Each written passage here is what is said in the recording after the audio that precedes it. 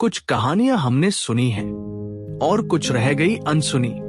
स्वागत है आपका अनसुनी ऑडियो बुक में, जहां शब्द बोलते हैं और कहानियां जिंदा हो जाती हैं। तो आइए सुनिए वो किस्से जो अब तक अनसुने थे। पिछले एपिसोड में आपने सुना कैसे महर्षि वेदव्यास की कृपा से महारानी कुंती और महाराज पांडु को मिले 5 तेजस्वी पुत्र धर्मराज युधिष्ठिर, भीम, अर्जुन, नकुल और सहदेव, और दूसरी ओर धृतराष्ट्र और गांधारी के 100 पुत्रों में सबसे अग्रणी दुर्योधन, जिसने बचपन से ही पांडवों के प्रति ईर्ष्या और द्वेष को अपना धर्म बना लिया। हस्तिनापुर की गलियों में 2 धाराएं बहने लगी, एक धर्म की और एक अधर्म की।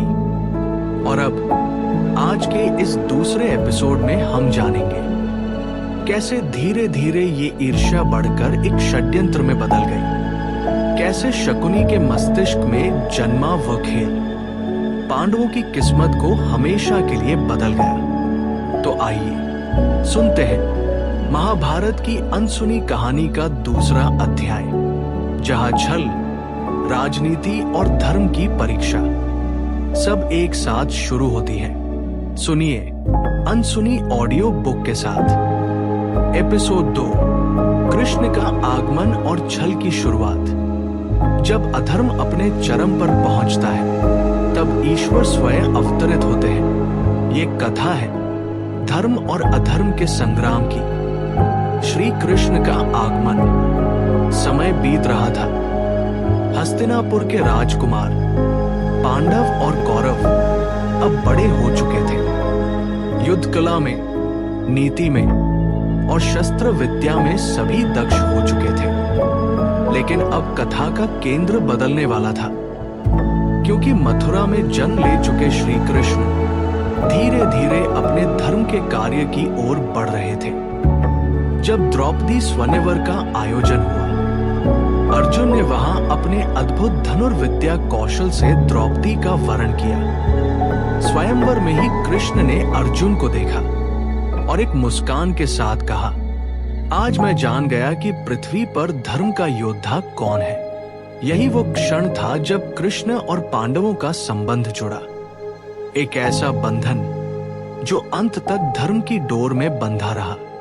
ईर्ष्या की जड़ द्रौपदी और दुर्योधन। द्रौपदी के पांडवों के साथ हस्तिनापुर आने के बाद दुर्योधन के मन में ईर्ष्या और गहरी हो गई। एक दिन सभा में जब द्रौपदी ने दुर्योधन का अपमान करते हुए कहा, अंधे का पुत्र भी अंधा ही होता है, तो उस एक वाक्य ने दुर्योधन के मन में आग लगा दी। उसने शपथ ली, मैं पांडवों को ऐसा गिराऊंगा कि वे कभी उठ न सके।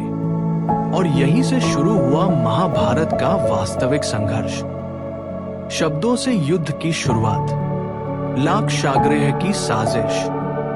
दुर्योधन और उसके मामा शकुनी ने योजना बनाई, अगर पांडव जीवित रहेंगे तो गद्दी का हक हमसे कोई नहीं छीन पाएगा। शकुनी ने कहा, चाल युद्ध से अधिक प्रभावी होती है। उन्होंने पांडवों को वाराणावत नामक स्थान पर भेजा और वहां उनके रहने के लिए एक महल बनवाया, जो बाहर से सुनहरा दिखता था लेकिन भीतर से लाख से बना था। उसी कारण उसे कहा गया लाक्षागृह। रात के अंधेरे में शकुनी ने योजना बनाई कि महल में आग लगा दी जाएगी और पांडव जिंदा जल जाएंगे।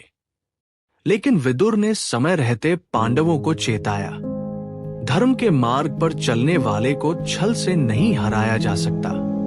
युधिष्ठिर ने एक सुरंग बनवाकर रातों रात परिवार समेत वहां से प्रस्थान किया। दुनिया को लगा पांडव जल गए, परंतु वे बच निकले और वन की ओर निकल पड़े। वनवास और श्री कृष्ण की मित्रता। वन में रहने के दौरान पांडवों ने अनेक कठिनाइयां झेली। कृष्ण बार बार मिलते और उन्हें धैर्य देते।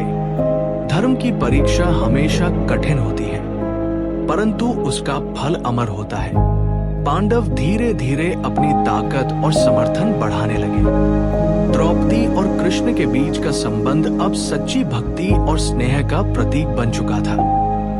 दुर्योधन का जाल और जुए का खेल। जब पांडव लौटे तो धृतराष्ट्र ने उन्हें इंद्रप्रस्थ का राज्य दिया। वहां उन्होंने सुंदर नगर बसाया जहां धर्म, कला और समृद्धि का वास था। लेकिन यह भी दुर्योधन को सहन न हुआ। उसने शकुनी के साथ मिलकर एक नई चाल चली। आओ युधिष्ठिर को जुए के खेल में बुलाते हैं। युधिष्ठिर धर्मात्मा थे, परंतु राजधर्म के नियम। अगर आपको ये कहानी पसंद आई हो तो इसे लाइक जरूर करें, क्योंकि आपका एक लाइक हमें नई कहानियां लाने की ताकत देता है। अपनी राय कमेंट में लिखिए। आपकी हर बात हमें और बेहतर बनाने की प्रेरणा देती है। इसे अपने दोस्तों और परिवार के साथ शेयर कीजिए ताकि ये अनसुनी कहानियां हर कान तक पहुंच सके। और हाँ, चैनल को सब्सक्राइब करना बिल्कुल मत भूलिए ताकि अगली कहानी जब आए तो सबसे पहले आपके पास पहुंचे। मिलते हैं अगली अनसुनी कहानी में। तब तक सुनते रहिए अनसुनी ऑडियो बुक।